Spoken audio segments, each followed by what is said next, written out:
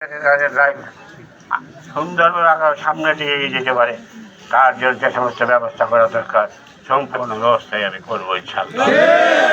প্রভাবের মানুষ শান্তিতে থাকুক, কোনো রকম একটা অবস্থান যে লোকেই হোক না কেন, আমার ভয়ও যদি হয় ক্ষমা নাই, ক্ষমা না।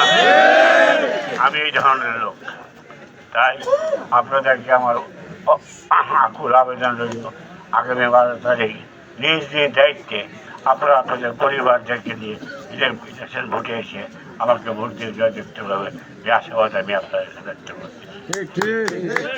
আর মহিলাদের জন্য এমন কর্মসূচি নিচ্ছে আমি কয়েকদিন যাবো চিন্তা করি, অলরেডি লেখা শুরু করে দিয়েছি। মহিলারা যাতে প্রভাবিত হতে পারে, মহিলারা যাতে নিজেরা স্বাবলম্বী হতে পারে, নিজেরা ব্যবসা বাণিজ্য করে নিজেরা রোজগার করতে পারে, তার জন্য যে সমস্ত ফাইন্যান্সের দরকার লাগবে সমস্ত ফাইন্যান্সের ব্যবস্থা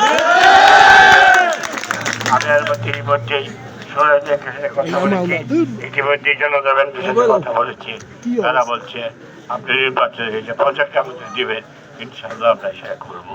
এবং যে প্রজেক্ট যাচ্ছে মহিলাদের জন্য, মহিলারা আপনি আপনার কাছে আশ্বাস করতে পারে আপনার সুন্দরভাবে আমাকে দিন, আপনার নিজের স্বয়ং সম্পূর্ণ হবেন, এইটাই আমার আগামী দিনে ভবিষ্যতের প্রয়োজন।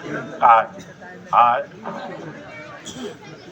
আপনাদেরকে শেষ পর্যন্ত আমি অনুরোধ করে যাব, খবরদার বলে যাচ্ছি, 2 ইলেকশন পার্লামেন্টের নির্বাচিত হয়, যারা অপরাধ করেন ক্ষমা হবে না। সবাই আপনারা প্রত্যেকে সজাগ থাকবে, তাতে কোনো অপরাধ না হতে পারে, তার জন্য আমাকে জানাবেন, ইনশাল্লাহ এর প্রতিরোধ ব্যবস্থা। আর অন্য কেন্দ্রে এসে আপনাদের পরিবারকে সাথে নিয়ে আসবেন, তারাও স্বাস্থ্য থেকে বুঝতে এই কথা বলি আপনাদের সাথে বিদায় দিচ্ছি। সবাইকে ধন্যবাদ। আসসালামু আলাইকুম।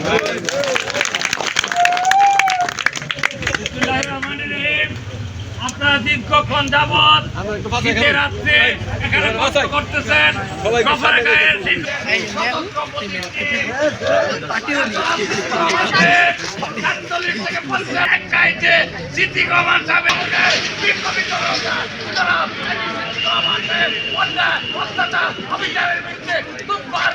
আন্দোলন গড়ে তুলতে পারে, এই আগামী 12 তারিখে আপনারা